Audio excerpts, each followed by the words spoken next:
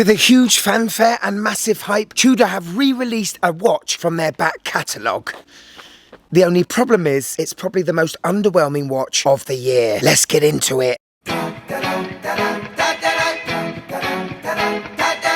Yes, welcome to the Mad Watch Collector channel, the show that does watch reviews a little differently. Call me stupid, call me dumb, but I did not know about the 70th anniversary of the North British Greenland expedition. Did you though? Anyway, on this expedition, the brand Tudor gave all the scientists and expeditioners a Tudor Prince watch. Tudor wanted to see just how tough their watches could be in those really harsh, freezing cold conditions. These scientists then checked how accurate these watches were, and about 10 years later, the Tudor Ranger was released to celebrate this expedition. So when this watch first came out in '69, it was 34mm, which is lovely, in a Rolex Oyster case, Rolex crown, and Rolex bracelet. But the thing is with Tudor is the movement, and this is what made it affordable, off-the-shelf ETA movement, and it had the sort of resemblance of a Rolex Explorer, huh? In the 80s, the Tudor Ranger was discontinued and forgotten about until 2014, when they brought back the Ranger in a flipping big size. 41mm for a field watch. It's no surprise that these did not go down well with the Tudor punters. So then that was forgotten about.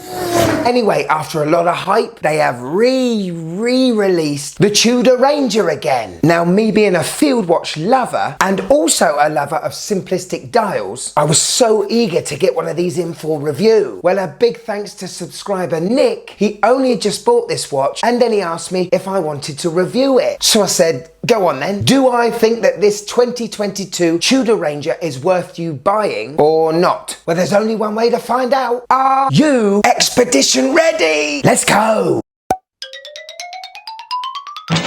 Okay, so here it is. The Tudor Ranger re-release 2022. It's very nice. It still looks too big to me. But come on, it's a Tudor. I've got to get into this. I love Tudor. We got a 316L stainless steel case and bracelet and crown and case back. Pretty much everything on this watch and bracelet is brushed. There's a lovely little polishing where the bezel is, which is really nice. I do appreciate that. I really do appreciate this boxed sapphire crystal. Look at that. Definitely reminds you of the old days, that's for sure. And it's certainly a tool watch, isn't it? Those Tudor haters out there can't say that they're just a fashion brand. Not after this release, because this is a proper tool watch. I mean proper. But first impressions, it's all right. Quick spec check. So the case is 39mm in diameter, and I think it's the same case as the Tudor Black Bay 58. It's 12mm thick, 48 lug to lug, and a lovely strapaholic 20mm lug width. On paper, this watch fits a lot of wrists, but I must say this watch looks bigger than 39mm, that's for sure. Screw down crown at 3 o'clock, really nice big chunky crown, coin edge, a very plain but usual screw down case back from Tudor, and this helps give the watch 100 meters worth of water resistance.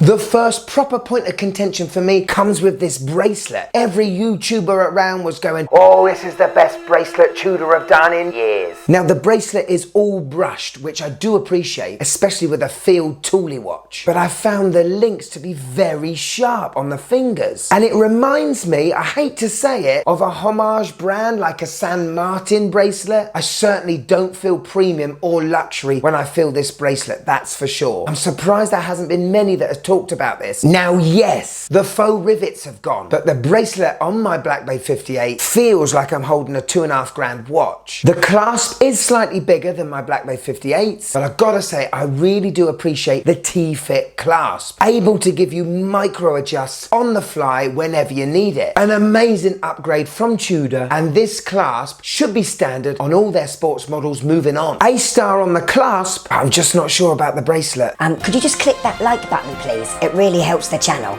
Thank you. Okay, let's look at the face. Dial time. And this won't take too long. Matte black dial, minute track along the outside, 12, 3, 6 and 9. These are all printed. There is nothing applied on this dial whatsoever. Printed Tudor logo below the 12, below the hand stack, and the word Ranger is really tiny. It's just there floating around on its own. I think it needs to be bigger. I've got to say, I do like the handset. The arrow tip for the hour. You don't see in many watches. I think Longines do a couple couple in their divers range, and I appreciate that little red tip on the seconds hand. What I don't think looks great is the lume color looks different from the hands to the indices. It's almost as if the designer of the handset did not talk to the marker guy and just confirm what the color of the lume was going to be. I haven't got a problem with the colors of them, I just wish they were exactly the same. Now it's when the hour, the seconds and the minute hands all are in the top or one side of the dial, do you see just how much negative space there is on this dial. It's way too simple and a little bit lazy on a £2,400 watch. In my opinion. This dial will be easily copied by those homage brands, and I'm just not seeing a relationship between the price and that dial, you know, with this watch. My favorite field watch has to be the Vertex M100. This is a re-release of a Dirty Dozen watch from the 1940s. Now Don at Vertex took a very simple watch, this one, and he turned it into this. Still simple, but looks elegant, refined, and worth the money. Instead of the markers just being printed, he used actual solid blocks of lume. What a transformation it makes to a very simple dial. Why couldn't Tudor have done that? They did something similar on the Black Bay Pro. It baffles me why they didn't do it on this one.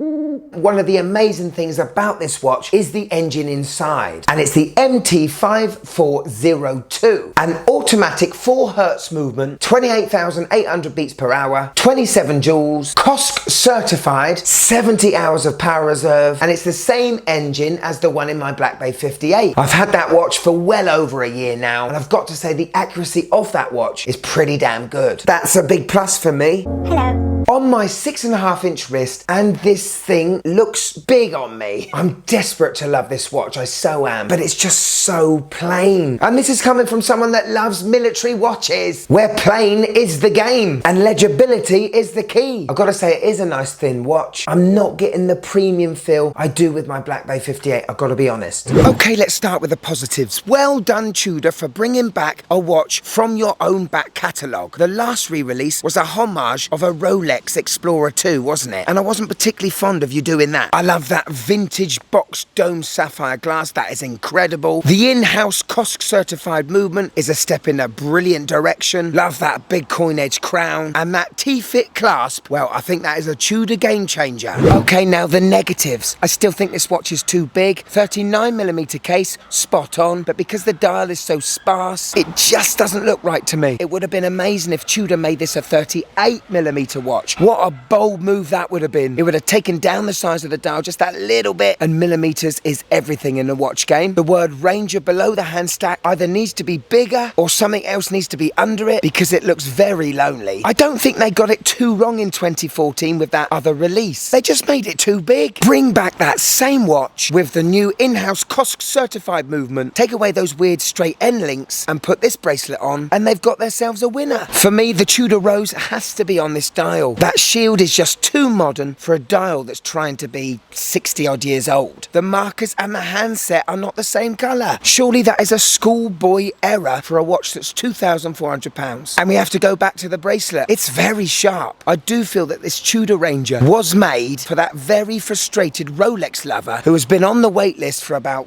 3 years for an Explorer, and this is to sort of scratch the itch. If you're a collector of high-end watches, this dial might be quite a relief to you, but for the rest of us that know the best printed dial field watch you can buy right now, the Hamilton Khaki Field Mechanical, which is only £300, might find this release a bit weird. When you buy premium, you expect premium, and I just don't get it with this dial. When I put it up against the rest of my watches that are a similar price, there's no comparison. I feel really bad because I've actually slated this watch a bit. I'm so incredibly grateful for Nick sending this in to me, so thank you so much, my friend. I know you love it, and honestly, that is all that matters.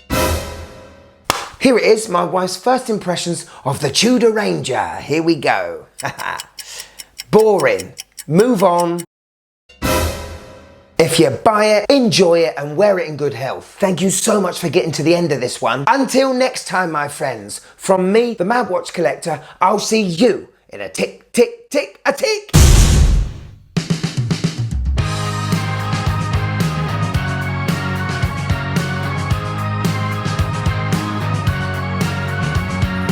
Every little every